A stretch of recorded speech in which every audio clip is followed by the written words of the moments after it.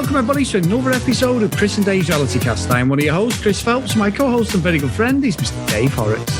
Hey there, Chris, and hello to all listeners out there. Welcome to Chris and Dave's TV Reality Cast. We are covering Katie's Bachelorette season, and we are covering episode 6, Chris.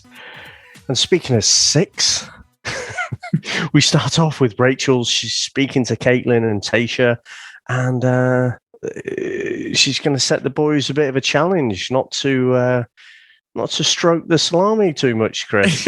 Well, what I find bizarre is how do they know that these guys are basically pulling one off Dave every day? I'm not saying that they wouldn't be, but I'd hate to be the cleaner going in the shower if they're all sharing the same shower, Dave. Anyway, I hope they've all got their own rooms because that is not going to be. I presume they have got their own rooms. You know, the more I think about it, but I just kept thinking, what a bizarre game to play. You know, obviously Tasha and Caitlin were like, I'm really into this. But I just found that weird. It's almost at Labour of Love levels where they go in the car park to give a fucking specimen and everyone's timing them to see how long it takes for them to pull one off. I found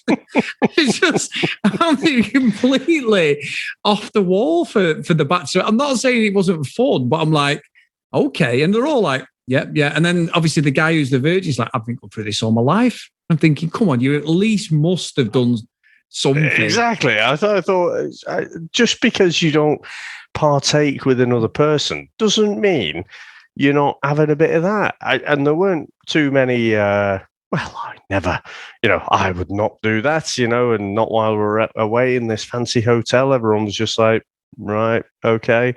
They're saying like, well, hopefully you did some self-care this morning. I think it was Mike, wasn't it? Was it Mike P? Yeah. Or Michael A, I think it was, wasn't it? Mike P's the 31-year-old guy.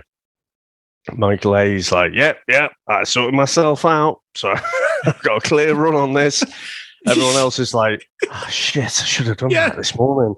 Did you see? It was the guy who said, what, from now? As if to say, oh, shit, I need to go and just check on something in my room. I just found that really, really different for the Bachelor, Bachelorette, me. It is a little bit different, isn't it? Because the subtext to it is saying, look, we know you guys are bashing away constantly. You get to see Katie every now and then, but you have to go back to your rooms and sort yourself out. But guess again, you're not doing it now. I don't know how they're going to police this, Chris. I was thinking that. About not running the showers for too long and stuff like that. But I don't know. It's all for a bit of fun, isn't it? But you've got no chance of actually, testing it. Fucking Pinocchio. We always go back to the Leslie Nielsen airplane one. It's like, I've not done that. I've been true to you, Katie. Of course you have, Pinocchio. Your nose is getting bigger. Well, the thing is, if they are doing it, it won't be the nose, will it? Well, it's not like a challenge. Why did they say from the start you're not allowed? You've had to abstain from 24 hours. Is not really anything, is it? It's not really. I mean, I don't know if I could do it for 24 hours, Dave, but what I'm saying is, did he go around in Copperfield to see if they're fully loaded? I don't know. I just couldn't work out how, like you said, how that was policed. It was just bizarre, but also quite interesting to see all the guys squirm. Like, we don't do that. Of course you don't. Of course you don't. Well, the only one I found disingenuous is Mike P, because he's saying like, "Oh, I've been training for this my whole life." Come on, look, Mike. We all know you must pull your pud every now and then. Fucking hell, Dave. He'd have fucking balls like fucking basketballs, wouldn't he? Come on, he'd have two of them down there. Do you remember Buster Gonad from the Biz? Be carrying them fuckers around. There's no way that. I mean, I could be wrong, but I'm not buying that at all. Absolutely brilliant. I'm not either. But Chris, they get Justin gets a date card, doesn't he? Old Hunter there, he's not that happy. And on the date, they go there, they have some time, with the photographer. And, I thought it was a really interesting question that Katie asked. And she said, have you ever been close to an engagement before? And he's like, nope. I just thought in that moment, I was like, nope. I'm just here for the followers. But what did you make of that whole day, Chris? Fucking bollocks, wasn't it? Why do I get dressed up in a wedding dress, Dave? Like really over the top. And I will say, Dave, did you see this last week? Justin's had to apologise for some racist, homophobic tweets he threw out when he was like 14, over 10 years ago. But he's had to apologise for some really bad stuff he put out there. I don't know what it is, but they were on his social media. He's owned, he's sort of owned it and that. But I'm not sure. Was it Rachel in the last series? She was, she did go on and win it, didn't she, with Matt? But yeah. It was a different. So I don't know how what's going to happen with that at all, if anything. But he has come out on the Happy Hour podcast apologising for it. Right. No, I didn't see that. I did. I was pondering though. It's the more I was thinking. So I went back to episode 5 and just looking at how they laid that up. And the way they made it look in the opening credits was that Hunter was the person who injured whoever it was. We couldn't see who it was, but was crumpled on the floor. It all looked like it was Hunter, and it wasn't. It was Justin when we saw the actual episode. But it's so bloody manipulative to, straight away, it's like we've set up Hunter. He's the episode villain. And it just goes to show, Chris, just how much they're manipulating us all the time with exactly what they show, in what order, and just really forcing that narrative down our throats. Yeah, I agree, because every episode, I honestly, I totally agree, Dave, because every episode, somebody steps up as a bad guy. Now, Hunter, what I would say, and I know we're talking about Justin and that date, but what I would say is that I'm not a fan of Hunter at all. He's very intense. What he did last week was a bit strange in the respect that he sort of doubled back on all the stuff he'd had a pop at. Is it Anton and the guys who got kicked off a few weeks ago, Carl and stuff. So he sort of he went at them, and then we talked about it enough last week. But he was quite hypocritical. But I have a real problem with Trey, Hunter, and James, Dave. It's almost Mean Girls levels with them three. Now I know, obviously, by the end of the show they sort of get the comeuppance, but I think Katie had enough of this telltale bollocks. This, Katie, you don't deserve this. I'm going to stand up for her honour. No, you're not. You just getting rid of another threat. Katie actually likes Hunter. Whether you like him or not, she did have something for him, and she was shocked. Whether it's fake Bachelorette shocks, oh my God, I'm so thinking the producers, Lena, I don't know. But she, for all intents and purposes, she likes Hunter. And all them three have done is when someone's a threat, is they've gone at him. I'm not saying Carl was a dick and that he was, but I didn't like that, Dave, because and I think it's what Andrew S. said to them the other week. Just fucking concentrate on yourself. She's old enough and wise enough and daft enough to make her own decisions and her own mistakes. It's not for you to come in there with your fucking shining white armor bollocks on. And I think that's where, for me, they got their just desserts by the end of this show, because they were getting on my fucking nerves, I'll be honest.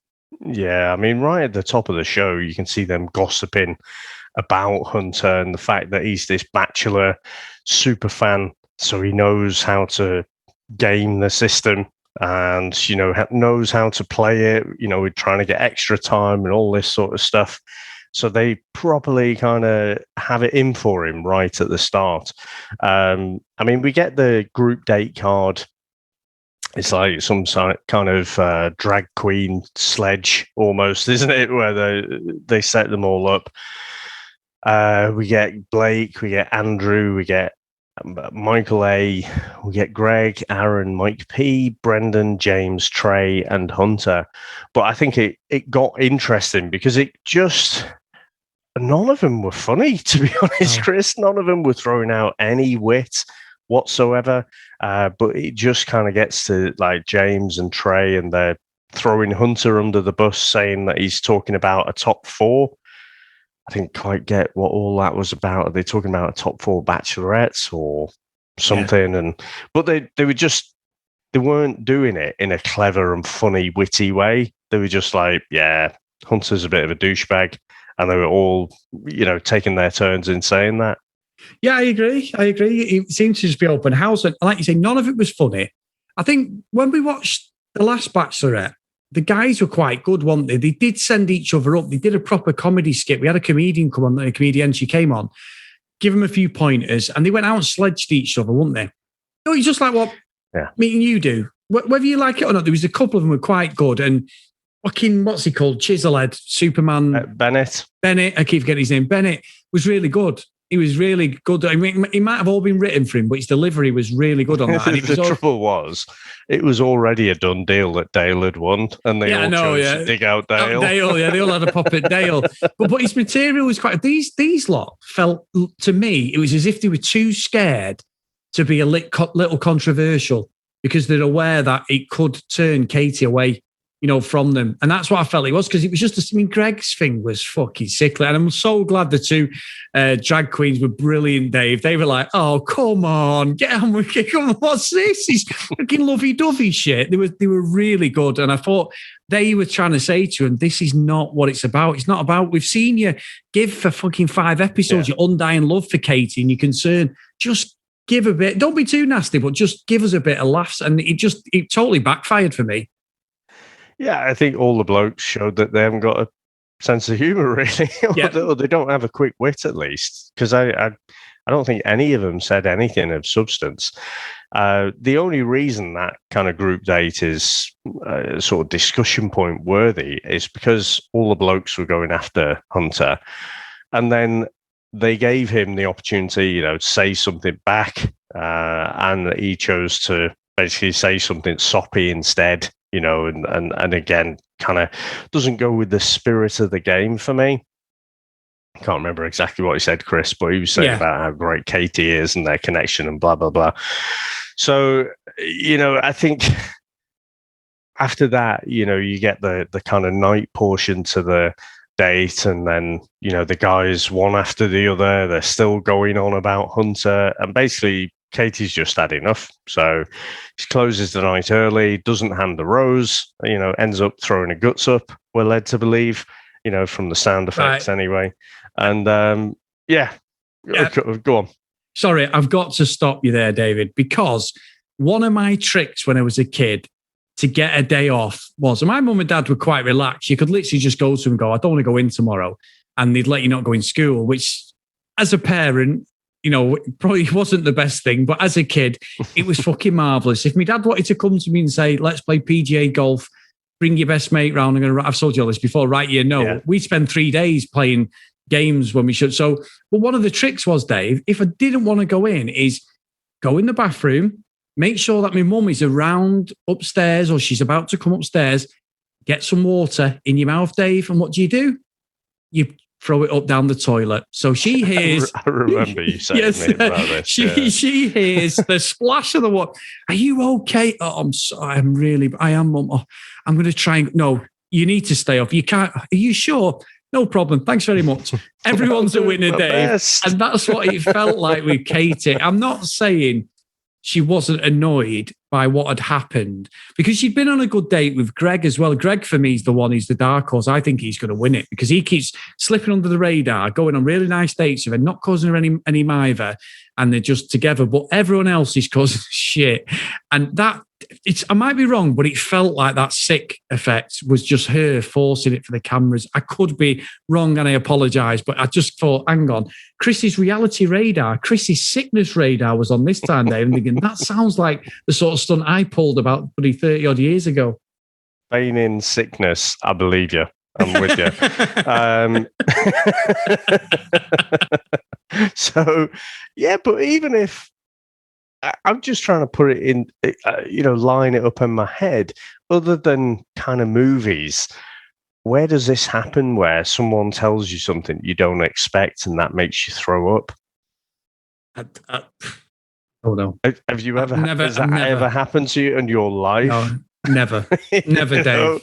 Yeah. It's like one of these movie things, isn't it? It's like if you see a banana peel on the floor, you're very unlikely to actually slip over and fall over in a comedy way. It's to that level to me. So utter bollocks, calling bullshit on that. I agree. I haven't, but Dave, I have threw a banana. I don't condone littering, but obviously throwing fruit out is biodegradable. So there is a little bit, but having the pass through a banana out the window thinking I was playing Mario Kart if someone got a bit close, spin them off the track. But it never works either, Dave, so I do agree with you. Exactly. That's what I mean. Litterbug. Biodegradable, thinking of the environment. But there you go. But no. Low, doesn't it? It does. But Dave, what about the setup with Connor B? Every time we've seen him, he's pulled his fucking guitar out, David Brent style, and there's a song or there's something else.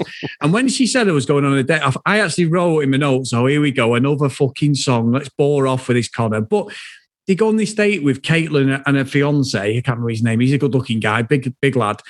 And it was the way Katie all of a sudden just went, yeah, every time I kiss him, there's just no. And I thought, well, he's going then, isn't he? He's 100% going. By the end of this episode, you've already put the doubt into the viewer's mind. Put it in my mind. I was like, this is 101. I had no other way that was going to go. And the date, she's like, I'm going to bring it out and I'm going to see if there's something. Well, you don't say on a romantic date, you take him on a sport date. I thought that was a bit weird. Yeah.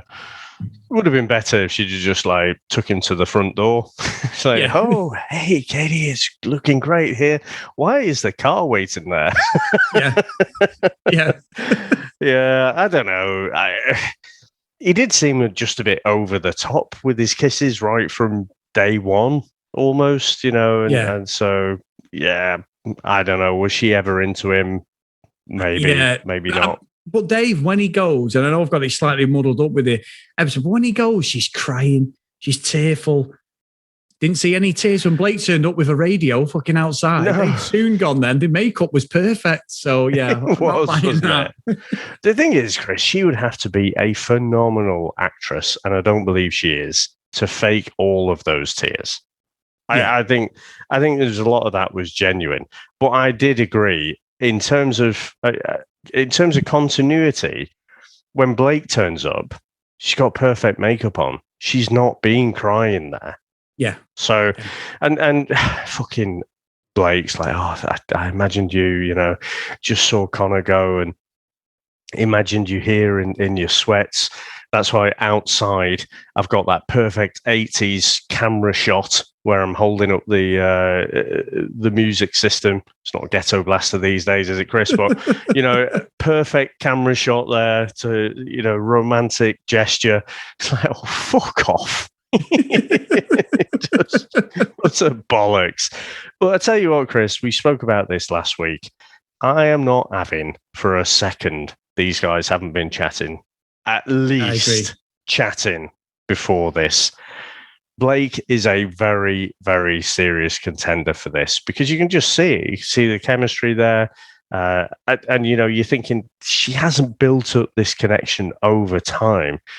And of course, we're probably supposed to believe this romantic notion that, it's just, if she's his person kind of thing. And, it's just all a bit crap, really. I just think they've clearly been together in some way before this show.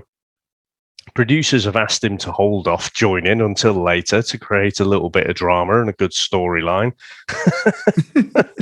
But I think they seem to be getting on very well. But the reason I'm not, all like, this is great, it's just I feel manipulated. Yeah. I feel like, this is forced and there's so much more going on off camera that we're not actually seeing.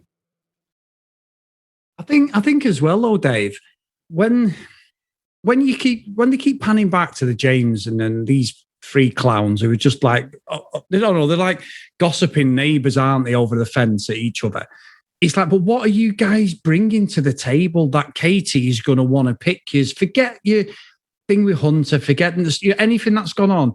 What I've not seen anything. Trey took her on a date and was a bit lovely, a bit of a kiss and all that, but I've seen nothing from James. And I've certainly, Aaron has done absolutely nothing except moan. He's probably been the chief one, and then Trey. So I just felt the producer-led side of it, someone stepped in and gone, we need to shut this down with all of them. Whether there's stuff going on behind the scenes with Hunter, because obviously, we get to the end and there was 5 who got booted off Wanted this week, Dave. It was quite interesting. It was... We got... She decides they're not going to have a cocktail party So, usually that's a good opportunity for the guys to spend time, try and save themselves, getting that last bit of time. But she takes Hunter away with a rose, has the conversation with him with the rose right there, and then he goes back without the rose. But then she goes through picking all the different people. So she picks Blake first, she picks Andrew S, she picks Greg, Michael A, Michael P, and then we get the final rose announcement, Chris.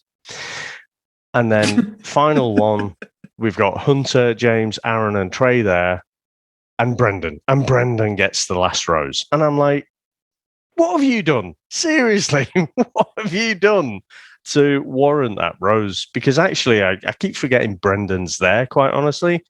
And all the four that it went, Hunter, James, Aaron, and Trey, have all had much more camera time than you. Yeah, I agree. He's another one of them non-contestants who's just slipped under the radar because he's not controversial. He's not breaking down the walls or anything, but he's just nice and doing his thing. Do you know what I mean? So I agree. I totally agree. When he got the rose, I was like, oh, why are you still here? Because there was nothing in this episode to show him that. I think there was one thing he said at the roast about Hunter, and then he put his head down and wouldn't look Hunter in the eye when he was talking about him. That's it. That's the only thing he did. So, I mean, do you think, I honestly agree with all them people going, to be honest. I think that's got rid of a lot of the toxicity, whichever side of the fence you're on, whether you don't like Hunter.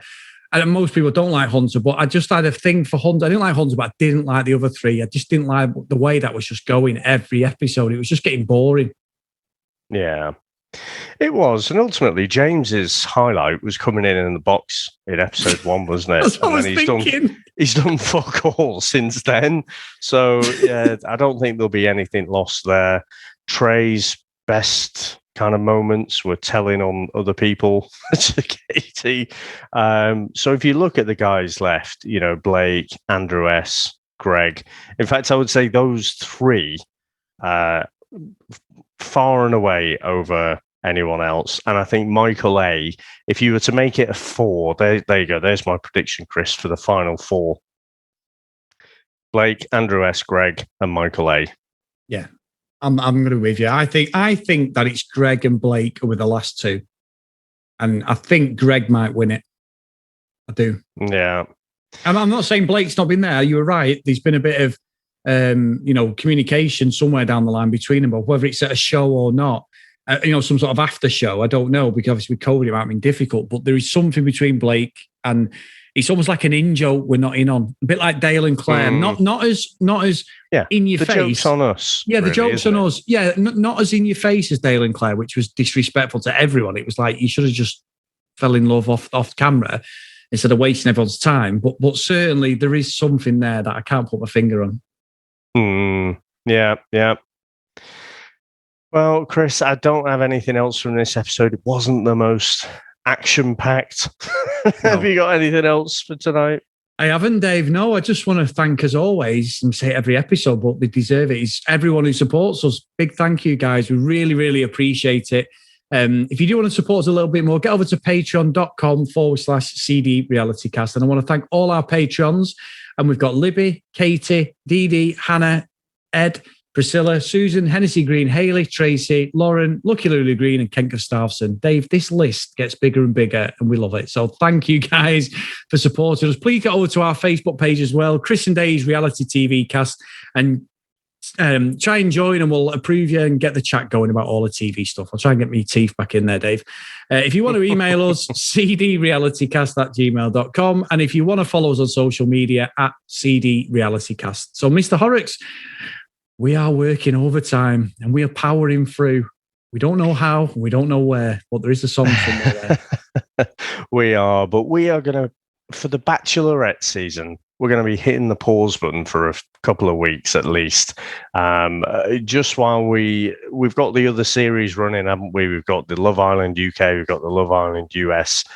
And I think at the moment, the easiest thing just is to park Bachelorette for the moment, just while we focus on those other 2 seasons, and that 2 might also become a 1, who knows. But it's just we knew this would come where we'd have to put a pause on something, and I think I think we're about halfway through the season now. Usually there's about 13 episodes, isn't there?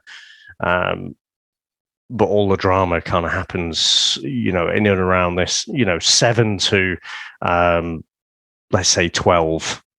And then the last episode's usually just getting ready for doing the vows and all that sort of stuff, isn't it, at the end? It is, so, yeah. I'm going to try and avoid all spoilers as this stuff's going on. But yeah, kind of looking forward to not time off, Chris, but just not completely up against the wall. No, and you're right. I mean, we're still going to keep up to date. Like you say, at some point we will go back to it. We don't want to let people down, but it's just a lot to do a daily show and, the Bachelorette. So we had warned everyone, we're sorry for letting you down, guys, but it should be coming to a point where we somewhat had to give. And so please stick with us anyway. We really enjoy what we do. You know that. We love it, don't we? Yeah.